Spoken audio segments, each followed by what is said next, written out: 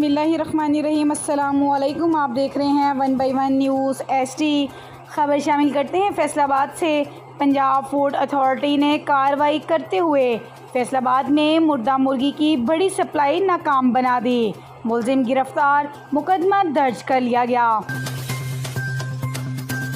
तफसीलात के मुताबिक फैसलाबाद में पंजाब फूड अथॉरिटी की बड़ी कार्रवाई सामने आई है, जिसमें पंजाब फूड अथॉरिटी और ज़िले इंतज़ामिया ने फैसलाबाद शहर में मुर्दा मुर्गियों की बड़ी सप्लाई नाकाम बना दी।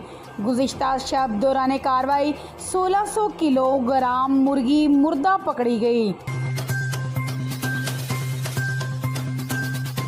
एक बार फिर आपको बताते चलें, फैसलाबाद में पंजाब फूड अथॉरिटी ने कार्रवाई करते हुए फैसलाबाद में से मुर्दा मुर्गी की बड़ी सप्लाई नाकाम बना दी। मुलजिम गिरफ्तार कर लिए गए और मुकदमा दर्ज कर लिया गया।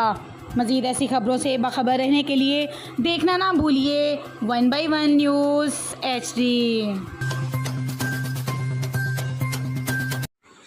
यूट्यूब पर हमारे चैनल को लाइक करें, शेयर करें और सब्सक्राइब करें और घंटी का निशान दबाना ना भूलिएगा, ताकि आने वाली हर नई वीडियो आपको मौसूल हो सके।